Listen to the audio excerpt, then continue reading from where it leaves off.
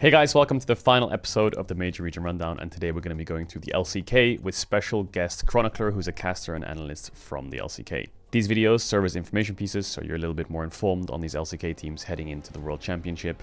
And as a quick note, I will be co-streaming all of Worlds this year on my Twitch channel at twitch.tv/Caedrel, so if you want to tune in live and join me and watch the games alongside me, you can definitely do that. Anyway, let's get straight into it. I hope you enjoy the video.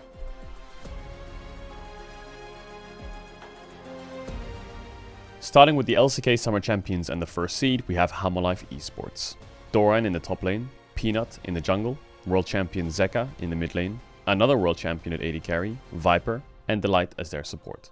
Hanwha Esports last participated in Worlds 2021 with a very different roster back then, with Chovy and Deft. After missing out on Worlds 2023, Hanwha decided to build around their World Championship carries, Zeka and Viper, adding in Doran, Peanut and Delight from the domestically dominant GenG, forming a super team. The team has looked solid throughout the year. In spring, they finished the regular season in third with a 15-3 record, and they beat T1 in the second round of playoffs, but they lost to GenG and T1 in the rematch. In summer, they took advantage of the slumping T1 to solidify themselves as the second best team in Korea, and they proved it in the playoffs by beating the 2023 World Champions twice. Going into the finals, everyone expected them to lose, as GenG has had their number consistently. Not only have they defeated them in the 6 encounters of 2024, Hanwha Esports as an organization was also on a 19 consecutive losing streak against GenG. Alongside the fact that Chovy actually had a 16-1 win score against Zeka, that one win from Zeka being the World 2022 semifinals. But they did the impossible and toppled a seemingly unbeatable GenG with super clutch performances in what was a very close best of 5 series, effectively ending the Golden Road. Zeka, who was pretty disappointing and inconsistent throughout 2023, and even in some moments in spring this year, has had an unbelievable summer and playoffs. He has leveled up and is in similar form to his Worlds 2022 performances. He also won the Finals MVP. Viper had a little bit of a disappointing end to the regular season, but turned it around instantly for playoffs and became the player we know and love. And I definitely think he's in the debate for best AD carry in the world. Delight is one of the best engaged supports in the world. His Rakan is for sure his signature pick, and we'll see if the meta favors him going into Worlds. Peanut was the LCK Playoffs MVP for me, however. Super high level and consistent performances across the board, basically out-jungling everyone. You might remember his and Doran's performances at Worlds last year, not being great when GenG failed to meet expectations after a 3-0 Swiss stage. So for fans, there might be a bit of an expectation or possibility of those two players quote-unquote choking, or just not matching their domestic level. Overall, I'd say this team is definitely a contender to win the championship. It'll be interesting to see if they can match the higher expectations that are placed on them now that they're Korea's first seed. Next, we have the LCK second seed, GenG. In the top lane, we have Keen. In the jungle, we have 2021 World Champion Canyon. In the mid lane, we have Chovy. At AD carry, we have Paze. And at support, we have Lehens. GenG in 2023 had a pretty dominant domestic year, winning both LCK titles, but failed to show up internationally, finishing 4th at MSI and not going beyond the quarterfinals at Worlds. The early elimination against BLG led to the team restructuring the roster and only keeping Chovy and Paze, bringing in Canyon from Damwon, Keen and Lehens from KT to form somewhat of a super team as well. This new GenG went on to break regular season records in the LCK and almost managed an undefeated summer season if it weren't for their loss against KT right at the end of the season, which was their first LCK regular season loss since, well, you guessed it, their loss to KT in spring as well. Despite not getting a perfect season, they registered the highest map win percentage in summer, winning 92% of their games. They won LCK spring, they won MSI, and it seemed like they were on track to win it all. But the upset in the summer finals against HLE shocked the world. For me, Canyon had a very disappointing finals performance. I feel like he got out-jungled by Peanut in most of those games. I wasn't too impressed with the Skarner pick, although we may see it at Worlds. Usually when I think of Canyon, I think of this creative, innovative style, whether it's picks or map play or using vision against the enemy. We didn't really see too much of Canyon in the finals. I do still think that coming into Worlds this year, he will be one of the best junglers of the tournament, with his signature pick, of course, being Nidalee, but we'll have to see if the meta allows it. Chovy, for me, is also the best mid laner in the world. I think that there is this narrative that he got gapped in the finals by Zeka. I don't think that's too fair. I definitely think there was a game or two here or there where Chovy did get gapped, but I don't think the series was decided by mid lane. I think Game 4 was the real struggle, and in Game 5 there wasn't much he could do.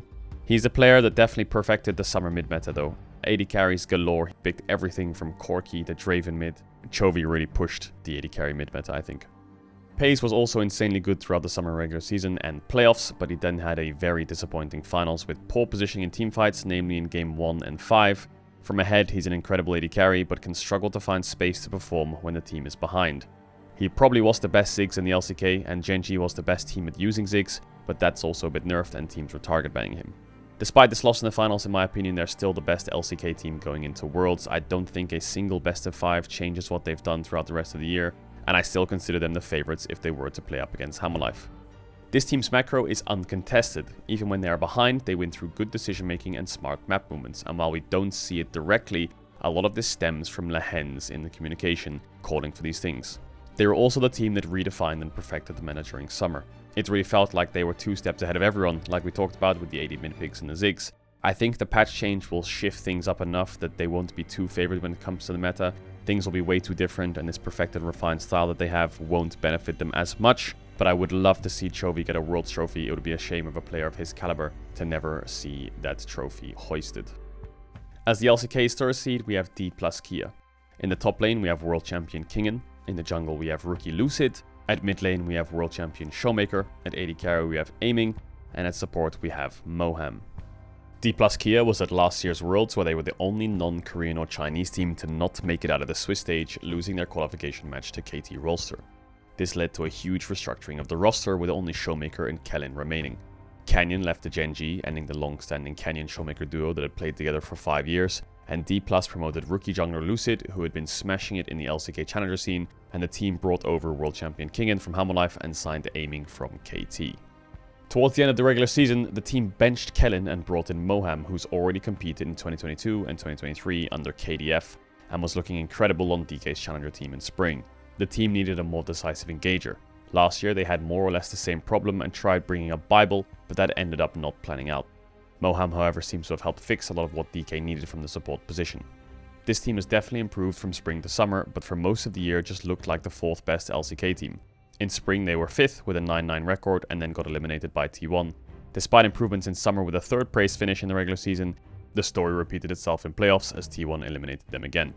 Going into the regional qualifier for Worlds, they finally overcame T1 in a 5-game series to qualify for Worlds over them. Showmaker struggled a lot with the AD carry meta, however, and his champion pool reflected that, with Tristana being the only pick that he looked comfortable on. The Worlds meta shift might be a huge boon for him and Damwon. On the other hand, the player to watch was definitely Aiming.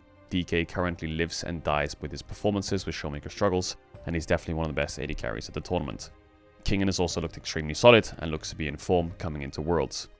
I think this team should be expected to make it past Swiss stage this time. If the meta favors them, they could potentially upset some favorites, but it'll all depend on how Showmaker's form is coming into the tournament.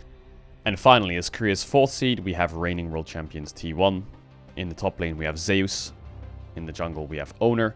At mid lane, we have, of course, Faker, AD carry Gomuyushi, and Keria as support, the 5 world champions from last year. They also have Reckless as a substitute. Yay, go Reckless. This is the 3rd consecutive World Championship that we'll see this roster compete at together. However, while they are the defending champions, they definitely struggled to get here. They were 2nd place in LCK Spring, where they pushed GenG to 5 maps, and then were also top 3 at MSI following a 5-game series lost to BLG. But after that, things just kinda went downhill for T1. There was some hope in them bouncing back after they won the EWC, beating both BLG and Top Esports, but LCK Summer was rough and the team hovered at around 5th and 4th for the whole season. In the playoffs, they convincingly beat KT and Dplus, but they were not close to the top 2 teams. Going into the regional finals, they lost to Dplus, who they had just eliminated from playoffs just 2 weeks earlier, and questions started to arise as to whether this team would even qualify to the World Championship. They had their final chance against KT, where they qualified for the World Championship by beating them in a nail-biter 5-game series. They were 1 game away from not being at this Worlds.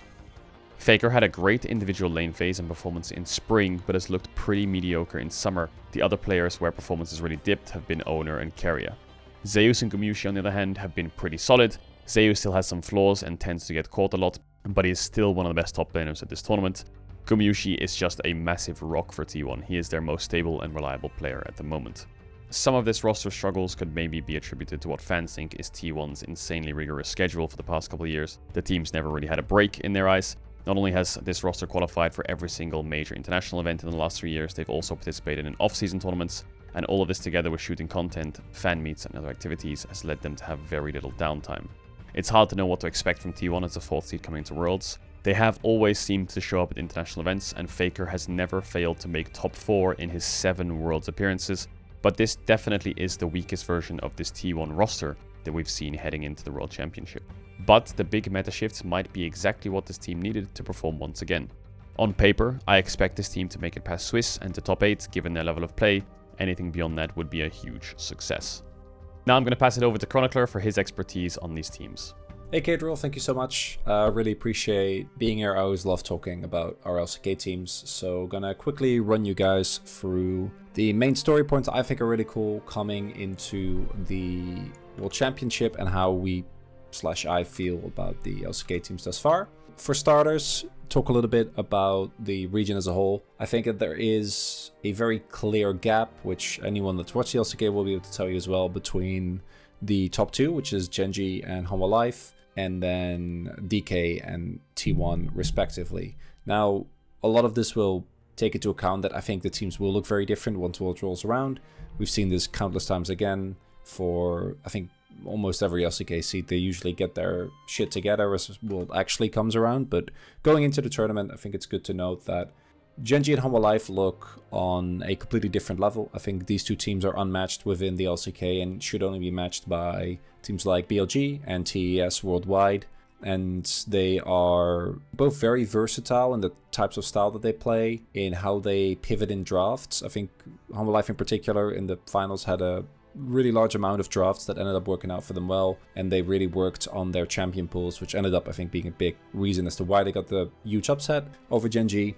A main storyline for Hanwha is definitely that tagline for Worlds is make them believe, right? And I don't know how much stock you want to put into that, but for Hanwha, there are a lot of players on this team that don't have any faith, I think, from the community at large. And I think that's valid as an LCK caster that had to watch Peanut and Doran last year at Worlds. But that is now offset by the fact that you have Zeka and Viper, obviously two very decorated players that have really been able to keep it together internationally. So for GenG, for them it's redemption in 2 ways. Obviously losing Summer means that the Golden Road is dead.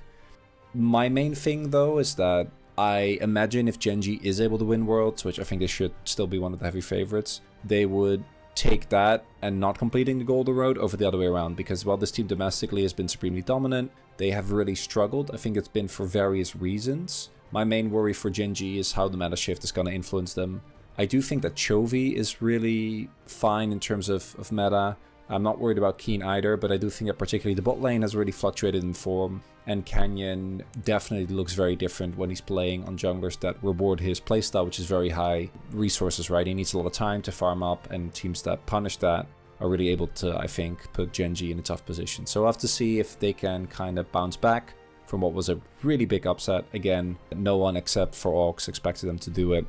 But I do think that GenG are still considered one of the clear favorites, because both them and Hanwha Life feel like they are extremely stable teams that have an incredible amount of depth. Then on the flip side, we get to the more fun teams, which are DK and T1. For DK, my main storyline is going to be Showmaker trying again after getting to Worlds for the 6th consecutive time to get a title. Was obviously really close way back in 2021. And Lucid, I think, is one of my favorite players in a long time that we've seen debut within the LCK. I think his spring was pretty lackluster, but coming into summer, I think he has really leveled up. And I'm also hoping that the meta will suit him a little bit better. I think that if we get to see this guy on things like Lee, Viego, it's going to really put DK in a position where I think they can look good. That said, I'm sure you guys will watch the series. They can also look like a bunch of chickens just running around the Rift. I do think this is the type of team where if everything aligns, they look incredible, but they can also lose to like a low-tier LPL team, or even, you know, against G2. I don't think it should come as a surprise for anyone. For T1, I'm not going to mention too much because I assume everyone's familiar. They've looked quite bad. I think Faker is in the worst shape of his recent career. Like, I don't know what the last time would be that he's individually been this weak. And really only Zeus, and that's more recently, Owner, I think, was kind of the stalwart defender, but he's really struggled in playoffs. Guma have been consistent. I think both Keria and Zeus pre-playoffs, and then Faker just for really the entirety of summer, which is crazy because his spring was really good. Like, spring he was contesting rather for second best mid laner in the league, whereas now he's not that. expectation is always going to be at least 3 out of 4 teams making it out. Anything less than that would really, I think, be seen as a huge disappointment. It's very important not to lose to any non-TL slash G2 team. I do know that obviously Flycast are the number 1 seed from an A, but I think Flycast will still be seen very differently by the Korean teams themselves, right? I do think the LCK is going to have a great time. I think that the region is quite top heavy, but after the last couple of years, I think we've seen many times that as World rolls around, LCK is going to be able to step it up. And for individual players to watch again, Lucid, I think, is my number 1 player that I want to tell everyone to look at how great he's going to be. And then it'd be Chovy, which kind of a no-brainer for GenG. But I do think that this is kind of his final opportunity to really once and for all shut people up. Because if this team can't win Worlds, then I don't think you're ever going to get rid of the... which I don't agree with if you look at individual performance, but obviously a lot of people are very big believers in the chokey chokes narrative, which, you know, if you look at 2023 MSI, for example, I think did happen. And then for Hanwha, it would probably be Delight because he's bro talent and he is the best and we love him. For I don't know, for T1, do I really need to tell you? It'd be Zayas. I love this kid. I think he's been incredible. So thank you very much for having me. Always a pleasure. I hope we collectively can enjoy some top quality League of Legends. Thank you. Thank you guys for watching this final episode of the series Major Region Rundown. I hope you've just learned a little bit more about these teams heading into the World Championship. And yeah, like I said, we'll be co-streaming all the games. And if you're not there live, I'll be uploading a lot of the content to YouTube anyway. So yeah, don't forget to like, comment, and subscribe. And I'll see you guys on the next one.